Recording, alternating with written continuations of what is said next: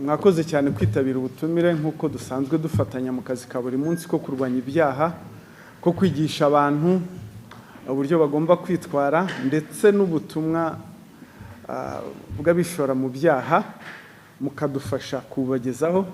Turabashimiye cyane kuba mwitabiriye uyu mwanya. Mwabonye ko hari ibikorwa bitatu byakozwe. Ni ibikorwa twahurije hamwe bishingiye ku kazi kacu ka buri munsi ko kurwanya ibyaha, kubikumira ndetse kubikumira, kubigenza no kubitahura. Ibi bikorwa, igikorwa cya mbere mwabonye cyari cyo gusubiza amafaranga uriya mugabo w'umunyamahanga mwabonye yibwe n'umukozi we, amwiba amafaranga yakoraga mu rugo arayatwara. Ikindi gikorwa cya kabiri ni igikorwa kijyanye no gusubiza n'ubundi amafaranga yafashwe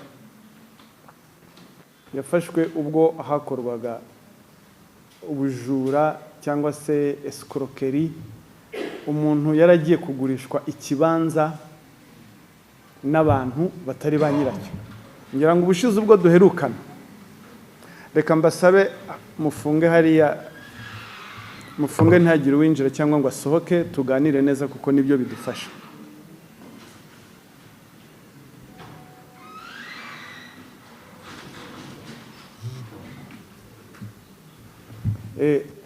Kiriya gikorwa mwabonye cya kabiri cyo gusubiza umuntu amafaranga, muri no minsi hari abantu bari gukoresha impapuro mpimbano. Impapuro mpimbano ariko bagamije icyo nakwita kwihesha ikintu cy'undi hakoreshejwe uburiganya, bakiyandikaho imitungo y'abantu bakayigurisha. Ngira ngo ubushize ubwo duherukana hari abandi mwabonye. Iki rero iyi yari resulta y'ibikorwa by'ubushize. Ikindi cya gatatu mwabonye bariya basore baje nabibye telefone. Nicyo gikorwa kigiye gukurikiraho cyo gusubiza telefone ba nyirazo bari barazibwe. Twabatumiye rero kugira ngo tubagezeho amayeri akoreshwa n'aba bantu biba cyangwa se bihesha ikintu cy'undi hakoreshejwe uburiganya. Ayo mayeri impamvu tuba tuyababwira ni ukugira ngo utazagwa muri uwo mutego, utazaba nka wa muntu uvuga ngo iyo mbimenya. Ariko iyo tubibabwiye mbere urabimenya, bakugeraho ukababwira ati nakumenye. Ndetse iyo ubimenye wabamenye koko ntabwo biba bigomba kurangirira aho ngaho, ngo uba ugomba no gutanga amakuru. Iyo tumenya amakuru turabyirinda. Ni ukuvuga ngo iki gikorwa tuba turimo nta kindi kiba kigamije, ni kugira ngo tumenyekanishe ibikorwa dukora, tubwira abantu amayeri akoreshwa n'abagizi ba nabi kugira ngo babyirinde. Muri make ibikorwa nk'ibi ngibi iyo twabatumiye biba bigamije gukumira ibyaha. Gukumira ibyaha kuko imenya amayeri urayirinda. Telefone mubona hano zafashwe zingana na telefone 280. Ni telefone zibwe n'abantu batandukanye, hari abagishakishwa. Turahera rero kuri iki gikorwa cya mbere wenda cyo kugurisha ubutaka bw'abantu. Nyuma y'uko tariki enye Ukuboza 2024 twerekanye abagabo batatu bafatiwe mu bikorwa byo kugurisha ubutaka bw'abantu bakoresheje impapuro mpimbano. Twakomeje gukora iperereza, hanyuma RIB iza kumenya amakuru ko hari abandi bantu bari gushaka kugurisha ubutaka, bya bindi byo guhererekanya twita transfer. Bahise bafatirwa mu cyuho. Ni babandi wabonye umugore n'umugabo, umugabo yitwa Kayiranga Calixte afite imyaka 51 na Kayirebwa Aline.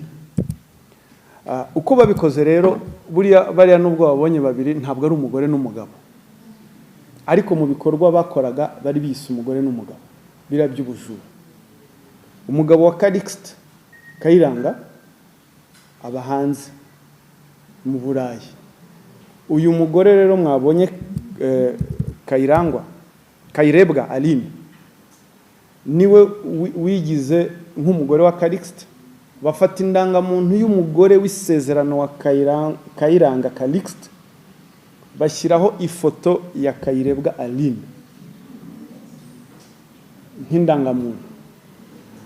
Nyuma y'uko dutangaje biriya bari bafashwe, abantu batangiye kujya bagira amakenga, n'abanoteri batangiye kugira amakenga, barabitugaragariza ko bagize amakenga, ndetse n'uwari ugiye kugura amaze kubona ibyangombwa yagize amakenga.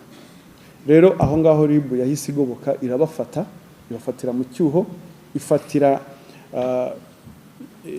igerageza no kugaruza amafaranga miliyoni 9,800 z'amafaranga y'amanyarwanda n'amadolari 5,000.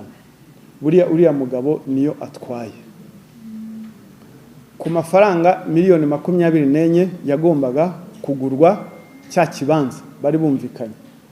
Ayo ngayo arengaho bari bamaze kuyarya, bari bamaze kuyatererana. Urumva ba komisiyoneri babajemo, kuko umuntu ujya kwihesha ikintu cy'undi bagira icyo bita muri za mvugo z'iki gihe ngo baraheba, kuko abagurisha ikintu cy'abandi atwarayo. Ni ikibanza rero giherereye mu karere ka Gasabo, umurenge wa Jabana, akagari ka Kabuye, mu mudugudu wa Tetero. Bariya bafungiye kuri sitasiyo ya RIB ya Rusororo. Uko mwababonye, Kayiranga Calixte na Kayirebwa Aline ntabwo ari umugore n'umugabo, ariko muri kiriya gikorwa cyo kwiba, cyo kwihesha ikintu cy'undi hakoreshejwe uburiganya, bitwaye nk'umugore n'umugabo, kuko umugabo ntiyari kubasha kugurisha umutungo asangiye n'umugore nta burenganzira umugore w'isezerano yamuhaye. Niyo mpamvu rero bashatse gukoresha ubwo buryo. Hano turaza gutanga ubutumwa tubuha ba noteri ndetse n'abandi bantu bagura ubutaka. Bakurikiranyweho rero ibyaha 3 byo gukoresha inyandiko mpimbano, gukoresha umutungo w'urugo mu buryo bw'uburiganya, kwihesha ikintu cy'undi hakoreshejwe uburiganya. Iki cyaha cya mbere cyo guhimba inyandiko cyangwa gukoresha inyandiko mpimbano ni icyaha gihanwa n'ingingo ya 276 y'itegeko riteganya ibyaha n'ibihano muri rusange, aho ubihamijwe n'urukiko ahabwa igihano cy'igifungo hagati y'imyaka 5 n'imyaka 7, hakiyongeraho n'ihazabu y'amafaranga iri hagati ya 3 na 5 cyangwa se kimwe gusa muri ibyo bihano. Naho icyaha cya kabiri cyo gukoresha umutungo w'urugo ku buryo bw'uburiganya ni icyaha gihanwa n'ingingo y'150 y'itegeko riteganya ibyaha n'ibihano muri rusange, aho igihano yahabwa aramutse bihamijwe n'urukiko ni igifungo hagati y'amezi 3 kugera kuri 6.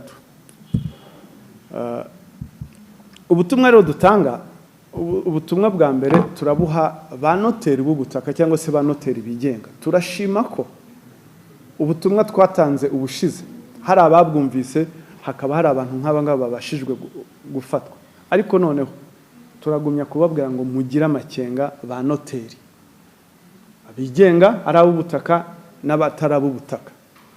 Turabagira inama yo kujya bagira amakenga igihe cyose bagiye gukora akazi bashinzwe, nk'uko guhererekanya ububasha, kuko harimo uburiganya bwinshi, harimo ububandi bwinshi, harimo amanyanga menshi mwayabonye, aho Kayirebwa yiyita umugore wa Kayiranga, kandi ubwo baciye inyuma umugore w'isezerano kugira ngo bamuciye inyuma kugira ngo bagurishe ubutaka.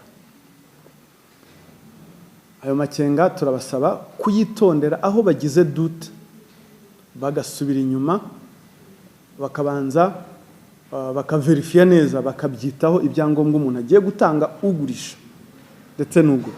Abagurisha cyane nibo bafite ikibazo, kuko nibo baba bashaka amafaranga. Noneho ubutumwa bundi tugena turabugenera abagura. Abagura nabo turabasaba kujya babanza gushishoza mbere yo kwishyura. Uriya mugabo mwabonye uriya utwaye ariya mafaranga aba yagarutse yose, iyo aza gushishoza mbere yo kwishyura. Yarabanje arishyura, agatima karamukubita, arashishoza, habasha gufatwa make. Ntabwo navuga ko ari make ugereranyije nayo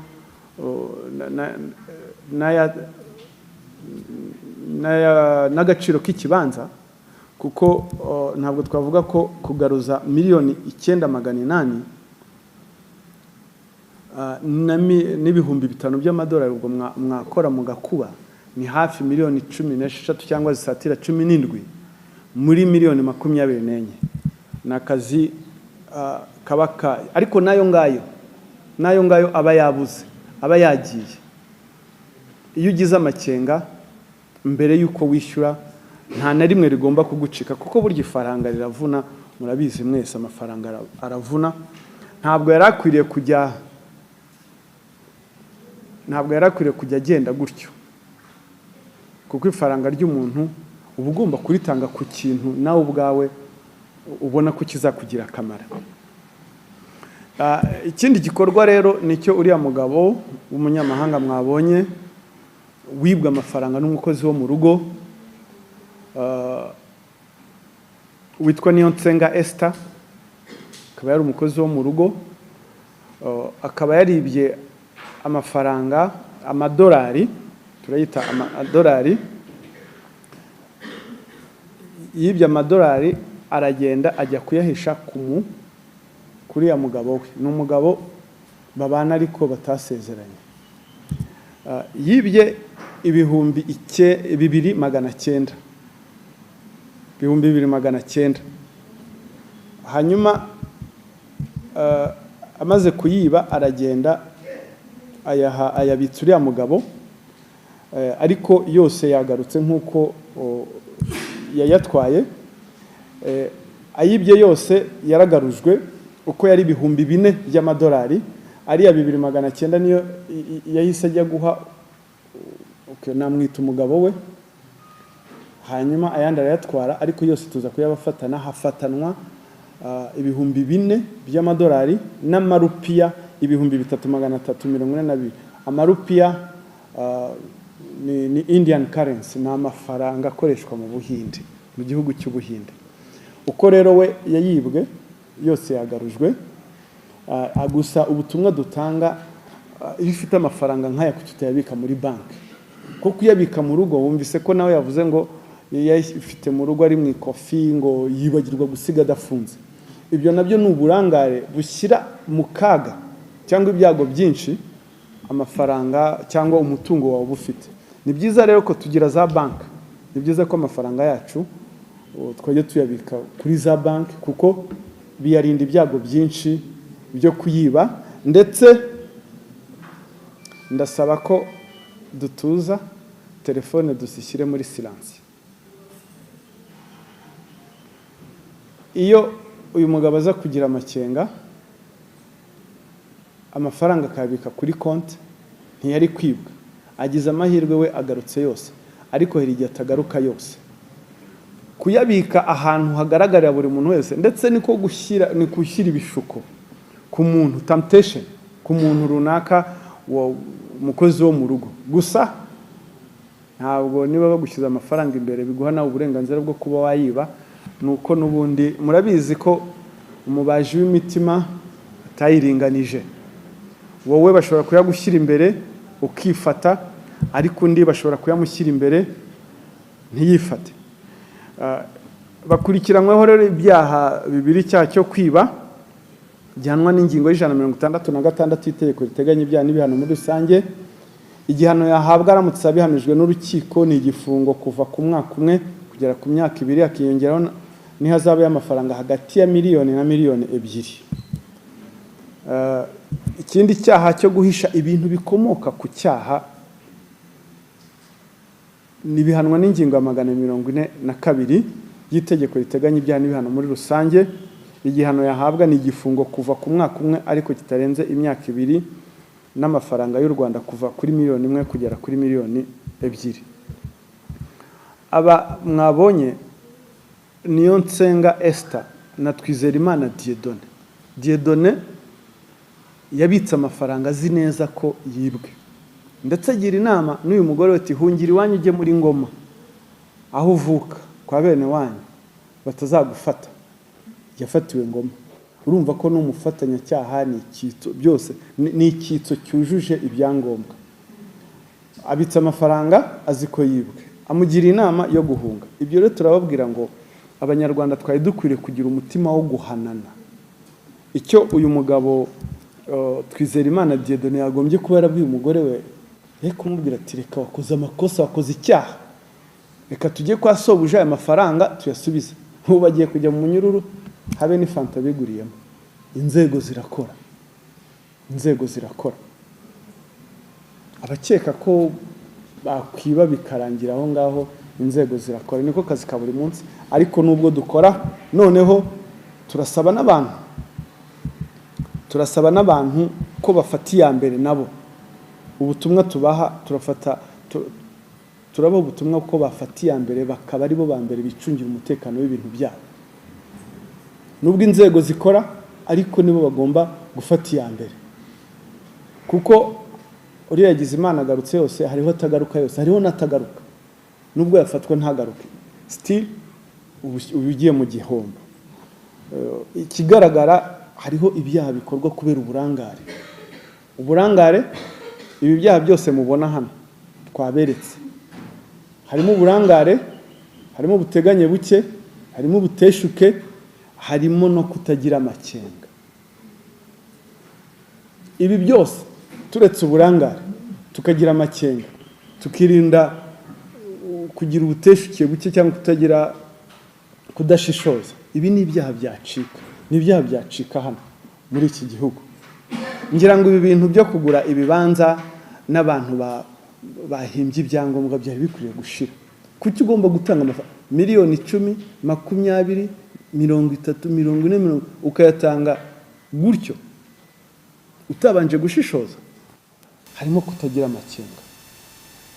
Ikindi, aba bantu mu mayeri bakoresha bakubwira ko ari imari ishyushye, bihuta, bashaka amafaranga, ariko izo mpuhwe zo guteza cyamunara ubutaka bwo muri uru Rwanda, ukumva ko ikintu kigura miliyoni 30 watangira miliyoni 24, 40, ko iki kintu harimo ikintu kiburamo.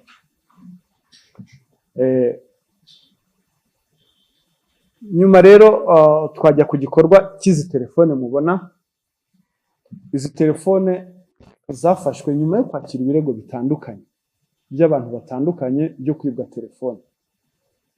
Hari 4 bafashwe baziba, turaza kubabwira amayeri bakoresha. Hari abandi bagishakishwa. Hari nabo izi telefone zagiye zifatanwa baziguze n'abazibye, bakavuga bakemera igihombo, tukoroshya ibintu, bamwe ati icyo gihombo uragitwaye, ariko subiza telefone y'abandi, ubutaha ugira amakenga. Si ubwa mbere tubivuga, nta nubwo duhagaze kubibabwira, tuzagumya twigisha. Ariko kandi abantu b'Abanyarwanda bagomba kugaragaza ko ari Abanyarwanda bumva. Telefone 240, ubushize zari 190, na mbere yaho zari nk'izo ngizo. Abantu bari bakwiriye kutugabanyiriza akazi, bakagira amakenga, bakabika telefone zabo, tugahugira mu kurwanya ibindi byaha. Kuko ibi byose muraza kubibona. Mwabonyemo n'uriya musaza w'imyaka 70. Izi telefone mubona, hafashwe telefone 280 zifite agaciro ka miliyoni 62,505. Abafashwe bakaba bakurikiranyweho icyaha cy'ubujura. Abafashwe n'uwitwa Ndayisenga Eugene, Kaberuka Eulad, Ntivuguruzwa Evariste, Amerika Jean Paul, wari wiyitiriye izina rya Habinshuti Sad. Uyu Kaberuka Eulad niwo mperaho imyaka 70.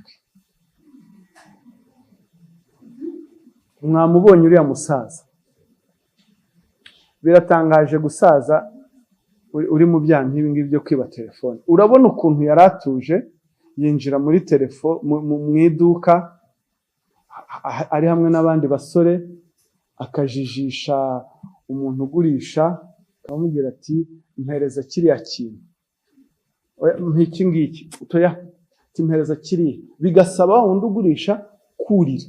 Urumva iyo wurira uteye umugongo, yamara kumutera umugongo, telefone aba yabonye aho yayishyize, akaba arayirashye, akaba yishyize mu mufuka, cyangwa akayihereza mugenzi we, agahita asohoka, undi akaguma mu iduka akavuga ati yewe ndabona icyo nashakaga ntakibonye, ubwo akabagiye.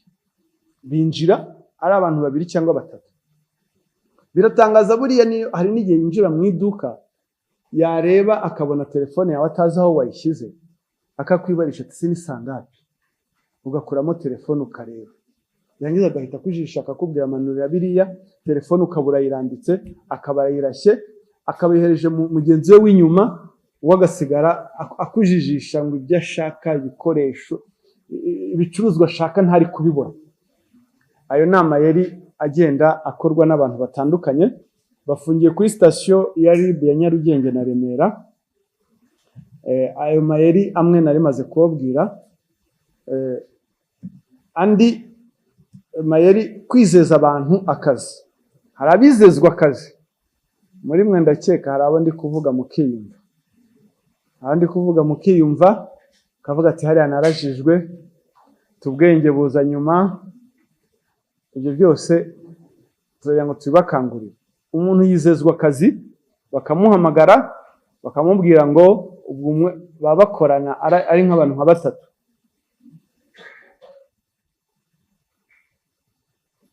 Akamubwira ati ngwino ntujyane kwa boss. Bakagenda bakinjira muri building, ubwo nawe wikoreye envelope ngo irimo za CV zawe. Warangiza akakubwira ati telefone yanjye razimye ntiziyawe mpamagare boss. Wowe rero nk'umuntu ubifitemo inyungu, nk'umuntu bagiye gushakira akazi, ukayimuha turi heti basigara bawica aho ngaho murebe hariya muri office, agahita amanuka akagenda, telefone yawe kabiragiye. Umuntu ugiye kugushakira akazi udafite telefone we yabanje akakishakira. Yabanje akakishakira. Hari rero n'ibindi mu bukwe cyangwa ahantu hateraniye abantu benshi. Burya umujura ntagira ukwasa, nawe aza yambaye neza, yambaye cravate na costume nziza n'utwo yidegije kabisa. Twumvikane, mumfashe. Mu bukwe haza abantu bambaye neza, ariko hazamo n'abajura batagetinga telefone ari nka 4 bagafata kona enye. Hanyuma cyagiye cyo gutanga amakado cyangwa se cyo kubyina, abantu bagahaguruka mukava ku meza mwese mukayisiga iri empty, nawe yamaze kuzitagetinga akazifata agasakuma agahita agenda. Kandi azifata ukagira ngo ni umuntu wasigaye zirinze, wamureba ngo ukuntu asa, niko bamwe batubwira ngo ntabwo wakekaga ko ari umujura, wabonaga ko iriya iPhone 16 ariye rwose. Umujura sate ibyo ngibyo ni ikintu burangare. Ejo bundi hari ubukwe nagiyemo, mu bukwe nari ngiyemo mbona abantu barahagurutse bose bagiye gutanga kado, ariko nari nicaye ku meza imwe ndeba imeza hariya, ndavuga nti mbega ubupfayongo. Barahagurutse barazita, ariko ngira ngo aho ndakeka ko nta muntu wari uhari uziba. Nanjye nguma mpanze ijisho hariya, bagarutse ndababwira nti ko mwese mwagiye gutanga kado mukabura n'umwe musiga hariya, buriya zira telefone zanyu bazibye, ubwo ntibyaba biturutse ku burangare bwanyu. Umwe aransubiza, nubwo bazitwara se simbo n'ubundi mujya muzisubiza abantu. Ntabwo yego sha ntabwo nibyo rwose. Namusubije ko ifite ubushake bwo gushaka izi telefone z'abantu zibwe, ariko ntabwo ariko zose zigaruka, kubera impamvu zitandukanye. Rero we muzawe ishobora kuba ntayagarutse, kandi iyo tugiye gushaka telefone dufata ibirego hamwe byakiriwe tukazishaka gutyo. Ntabwo tuvuga ngo iyi ni iya kanaka, dufata zose, ntituba tuzi n'iz'agaciro ngo ni iz'agaciro kangana iki, ifashwe tukayizana tugahamagara nyirayo. Urumva aho ngaho uburyo yansubijemo harimo imvugo y'ubupfayongo. harimo imvugo, harimo kutagira amakenga. Mwese murahagurutse, muragiye. Noneho igisetsa, hari n'igihe wicara no kuri table, buriya abantu bicara no kuri table bataziranye, sibyo? Umuntu akagenda akareba table, akascreeninga, akabona niho hari amatelefone mazima, akagenda akayicaraho akabatera story, ubona asa neza, ubona ari umuntu wo muri uyu mujyi. Mwese mwaza guhaguruka ngo usigare uturebera ngo turaje. Usigaye barebera muramuzi, kuko agasigara barebera zose akazitwara akagenda. Ndi kuvuga ingero zimwe nkumva abantu hari inyuma barasa, buriya ahita yiyumva. Uwo mvuze ahita yiyumva akavuga ati ni jyewe tu, buriya avuze. Ayo ni amayeri tuba tubabwira ngo ibyo ni ibyaha. Telefone ntabwo iremereye, kuki aho wajya hose ntiremereye, ariko ni akantu k'agaciro hejuru ya miliyoni, ibihumbi 600, 500. Irakuremereye ku buryo utayitwara, ntacyo bitwaye wayitwara. Izo ni ingero tugenda mu nsengero. Rero naho mu nsengero nibyo hari n'undi nawe uherutse kutwandikira ati birababaje rwose kuba telefone yanjye yaribiwe mu nzu y'Imana. Mu nsengero ntabwo bahatinya, bariya abantu nta hantu batinya, no mu nsengero bajyamo. Ugahaguruka ugahimbaza, ugahumiriza, ukamanika amaboko, telefone yawe ukayishyira ku ntebe inyuma yawe. Ubwo ni ubupfayongo, ni ubuteganye buke, n'amakenga make. Telefone n'isakoshi bitereka imbere, nubwo wabitereka hasi, ariko bitereke imbere aho ureba. Ntawe uzakwiba aguturutse imbere, ariko uguturuka inyuma ntuzu ibyo akora. Telefone ntiremere kukishyira ku ntebe yawe wicayeho utareba, yishyiraho ureba. Wituma wibwa, wituma buriya uzi yagiye kukwiba ukuntu abavuga ati iriya niyo ndangare, reka bariyo niba. Niko bavuga. Kandi koko wajya kureba ugasanga bitari kure y'ukuri. Ugasanga bitari kure y'ukuri. Mu rusengero rero naho hinjiramo ababi n'abeza, hinjiramo naho abajura bakazitwara. Dore ko n'abari mu rusengero banakeka ko umuntu wese winjira aho ngaho yejejwe. Reka da, hariho n'uba waje kwihana ibyaha byo kwiba, agahita niba akanagenda. Mu mahugurwa na za conference cyangwa workshop, umuntu akaza muri workshop asa neza, yambaye badge, afite agakapu kagira ngo ni laptop urimo, wamureba ukavuga ati ni presenter kabisa. Akicara, baza ari nka batatu, umwe agacungira undi. Cyagiye mugiye muri ya coffee break, telefone aba yamaze kuzireba, laptop aba yamaze kuzireba, akazitwara. Akaba aranyarutse, mwese mugasigara murebana ngo telefone yagiye he laptop zacu. Ibyo nabyo ni amakenga makeya. Ikindi, abasiga ibikapu byabo mu mamodoka bakaziparika ahantu nk'ariya. Igihugu cy'u Rwanda gifite umutekano, kiracunzwe, ariko ni responsibility ya buri muntu, ni responsibility ya buri muntu kwicungira umutekano w'ibintu bye. Ntabwo wakwandarika ibintu byawe, kuko murabizi nta mupolisi, nta mugenzacyaha waba kuri buri rugo, cyangwa se ngo abe kuri buri modoka y'umuntu waparitse.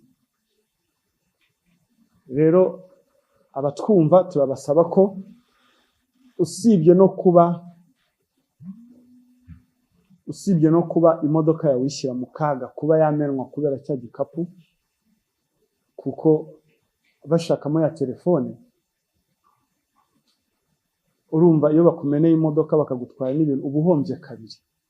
Turasaba abantu rero kubagira amakenga, ibyo bintu babyirinde, kuko nk'uko nabivuze, umubaji w'imitima ntiyayiringanisha. Ikindi, andi mayeri akoreshwa, abishyura abamotari bakoresheje telefone.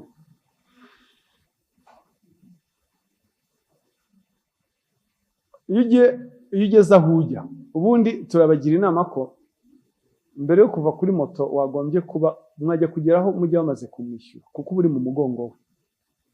Ariko hari abo ageze aho ajya, yamara kumugeza aho ajya, umugenzi akavaho, yamara kuvaho akamubwira ngo nimero, umumotari agahita yimushikuza akirukanka, akayimushikuza akaba arirukanse. Uzi kuntu no plaque bano bajura bamwe baba bazihishe, hariho niyo batanazihisha, hariho n'utibuka gufata plaque ya moto. Hari n'undi nawe uherutse kutubwira ngo umumotari ngo antwariye telefone, byagenze gute? Murabona ngo nageze aho njya, hanyuma ndamubwira nti ngaho nshyiramo nimero, nshyiramo nimero, amuhereza telefone, undi aranduruka. Abamotari n'abariko bakoresha amayeri yo kuvugisha akajwi gatoya, kuvuga akajwi gatoya kugira ngo uvuge ngo ngwiki, kugira ngo umwegere ayigushamure, cyangwa se avuge ati mpereze nyishyiremo nimero, ukayimuhereza telefone, kuko ukaba yayimuhereje kajya kubona ukabona arandurutse. Ubwo bisaba ko wowe niba uvuye kuri moto witarure, utera intambwe ebyiri inyuma kure, umubaze kode cyane, cyangwa se mujye kugera aho ujya wamaze kwishyura kare. Ubutumwa rero muri rusange ngira ngo amayeri yumvikanye, hari menshi tugenda tuyababwira, ariko ay'ingenzi ni ayo ngayo, ndetse ayo ngayo atume namwe mutekereza kuba, kuko aba bantu iyo twayavuze bahimba andi, mutekereze ko nta kintu cy'ubusa kibaho. Umuntu kugushakira akazi, ndabona aho n'umwanya w'abantu birirwa, ngira ngo bamwe muri mwe harimo ba YouTubers, sibyo? Mwirwa mwamamaza ngo abantu batanga akazi. Bagenzi banjye, muramamaza abajura, amatangazo yirwa amanitse ahantu, mwirwa muvuga ngo uwo muntu utanga akazi, ushakira abantu akazi, nk'aba bandi mwirwa mwamamaza bashakira abantu buruse, bamazeho abantu amafaranga, mukabamaza mukongera ngo birizewe. Muri abafatanyacyaha, turagira ngo dufatanye kurwanya ibyaha. Uko ureba imikorere y'ibyaha muri iki gihe, ibyaha biragenda biva mu byaha by'ubugome byo bita violent crimes bijya muri white collar crimes. White collar crimes ni ibi byaha biri soft, umuntu agushuka ukamuha amafaranga, reka nkwinjize muri business, ubwo ni za pyramide, ugashoramo amafaranga yakubwiye ukuntu uzunguka. Online forex trading, shoramo miliyoni, shoramo ibihumbi 20 by'amadolari, tuzajya tuguha inyungu ku idolari rizamutse amapaundi n'ikintu, kagukorera imibare ukavuga ati ndunguka, ibi bintu biri kunguka. Ikindi tugira amakenga, nta mafaranga y'ubusa aboneka, ntaho ndayabona. Nta mafaranga y'ubusa aboneka, ntayo ndabona. Nayo mafaranga abagushuka rero bose bashaka kuganisha muri ubwo buryo, kuguha amafaranga ngo bakwinjize muri business, wunguke, business zunguka, tukugurisha ikibanza kigura make kuko mfite ikibazo. Aho ngaho haba harimo imitego, tugira amakenga. Ubwo rusange, ubundi butumwa bwa rusange navuze, ba noteri turabagira inama rwose ko bafatanya n'urwego rw'ubugenzacyaha kurwanya ibi byaha, birinda cyangwa bagira amakenga, bakanashishoza ku byangombwa abantu babaha bashaka muri za mutation cyangwa se mu bundi buryo. Hariho ba noteri bajya bakora amasezerano ya za banki Lambert, ariko bitwikira umutaka ngo w'ubugure. Aho ngaho ubu butumwa mu bampere mbabwire ko atari byo amategeko abareba. Abagura, ndabisubiramo, bagira amakenga mbere yo kwishyura, ujye ubanza ushishoze, ubaze n'inshuro nyinshi zishoboka ba nyiri ubwo butaka. Ariko uzi umuntu ko muri foto akayishyira ku indangamuntu y'umuntu, ntubibone, ukabibona umaze kwishyura miliyoni 24 za, akaba ari bwo uvuze akaruru. Ubu urwego rw'ubugenzacyaha rubaye rutari hafi, baranduruka bakagenda. Murakoze rero, ubutumwa nari mfite ubwo ngubwo, ariko sinabura kubifuriza iminsi mikuru myiza. Nkaba mbasaba ko ubutumwa nabwo mubumpera abanyarwanda, mubabwira ngo mureke twizihize iminsi mikuru myiza neza, twirinda icyaha, kuko muri iyi minsi mikuru y'ubunani na Noheli ntabwo inzego z'ubugenzacyaha ziba zahagaze gukora, polisi ntiba yahagaze gukora, tuguma dukora turwanya ibyaha. Rero ukeka ko muri iyi minsi aribwo azabikora, wapi, twamubwira ko yabwira ko abireka. Ikindi, muri ibi bintu by'iminsi mikuru murabizi hazamo ibintu byo kwishima, bimwe mwita ngo ni ugusepera cyangwa gusanyuka, sibyo? Abantu barishima, twishime neza, ariko twibuke ka kantu tunywe lesi, hanyuma niba wasomye ku kirahure utandukane na vola. Niba wasomye ku kirahuri ntujye kuri vola, kuko abasare barahari. Wambuke, uzi kuvuga ngo ukoze impanuka kuri Noheli, ntushoje n'umwaka kabisa. Tugira amakenga. Abanyamakuru rero, bafatanya ibikorwa beza, ndabashimye cyane. Uyu mwaka wagenze neza, twakoranye neza, twarafatanyije mu buryo bumwe cyangwa ubundi, tugeza abanyarwanda tubagezaho ubutumwa. Ndakeka umwaka utaha ubufatanye buzarushaho kuba bwiza, ndetse namwe mukaba abambasaderi beza bo kurwanya ibyaha.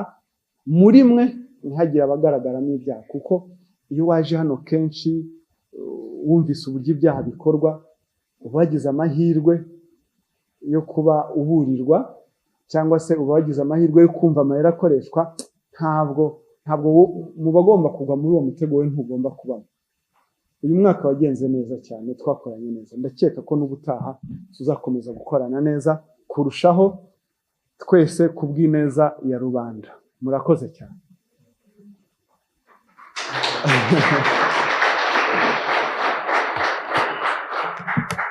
Nk'uko bisanzwe nyine tugomba kugira umwanya w'ibibazo tukaganira. Theo nabonye ariwe washyize urutoki bwa mbere.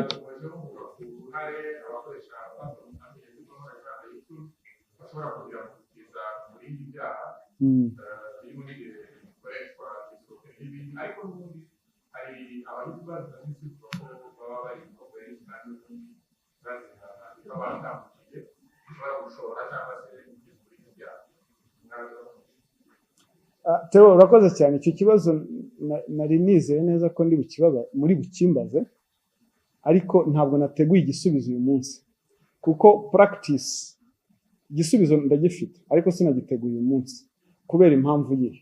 Practice tubona nuko iyo natanze ubutumwa nk'ubu ngubu, mukongeraho ikintu cya YouTube, usanga iyo nkuru ariyo yamize ikiba cyatumye tubahamagara.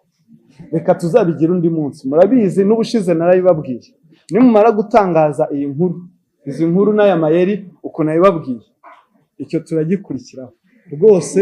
Igisubizo kirahari, naje nanabyiteguye. Murakoze. Yes, twumvikane, dufatanye. Igisubizo nagitanze. Umva nkubwire, navuze nti ntabwo igisubizo ndagifite, ariko singitangura.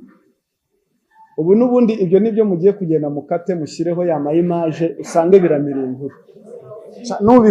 Nubikora uraba rwose utubahirije gahunda yatumye twese tuzindukira hano.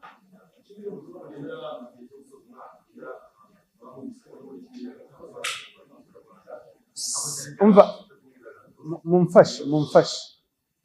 mumfashe mwubahe ahantu turi.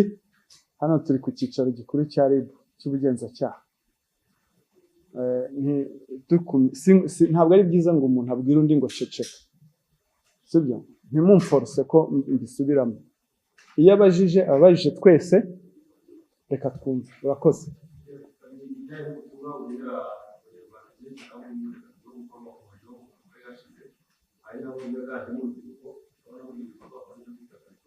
Imyidagaduro ni migari, precisement muri rusange.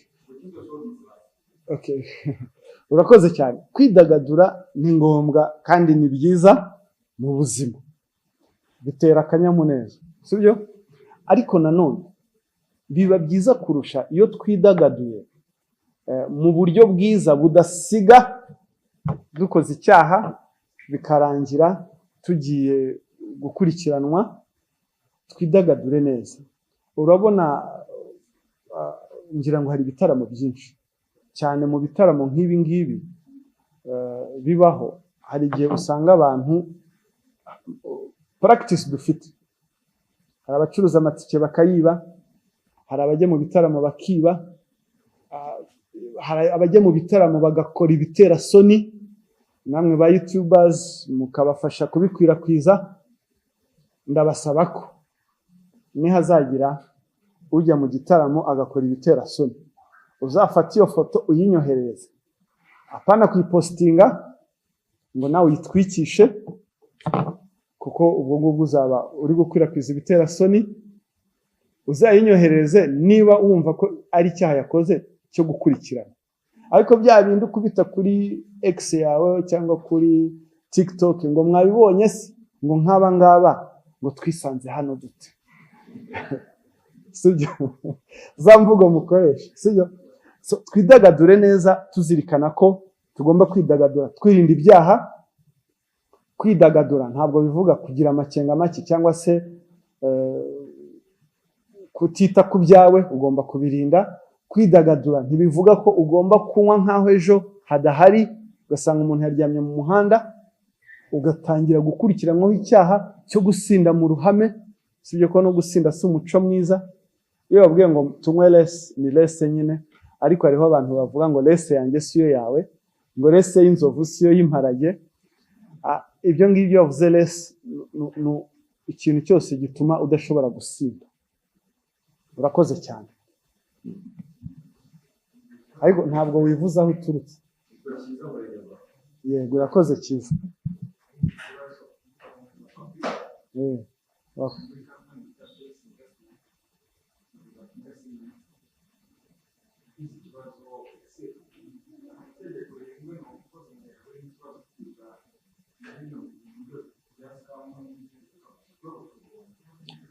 Buriya rero jyewe ntabwo njya nshyigikira ijambo ubutubuzi. Ubutubuzi bivuga multiplication, sibyo?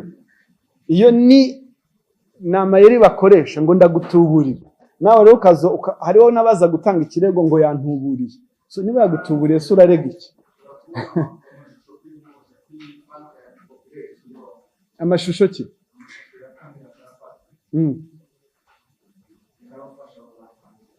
Oya, ubwo urumva uri kubaza ikibazo kiri pasona, wegera ubugenzacyaha, sitasiyo ya RIB.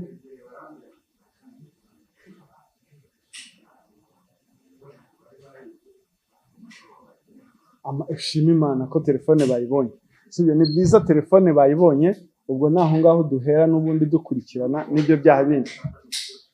Oya, wambajije, umva, garagaza ikinyabupfura sawa. Wambajije mu mwanya gusubiza. Sibyo? Kubahana ni ngombwa. Nagusubije telefone yawe wagize Imana, telefone yaboneka, iyo tuzayiheraho dukurikirana n'icyo kirego kindi ufite. Murakoze cyane. Sawa, murakoze. Ubwo tugiye gukurikizaho rero aka kanya ko kugira ngo telefone ba nyirazo abagenzacyaha bazibasubize. Ubwo abanyamakuru mwakoze cyane. Niba hari uwo mwifuza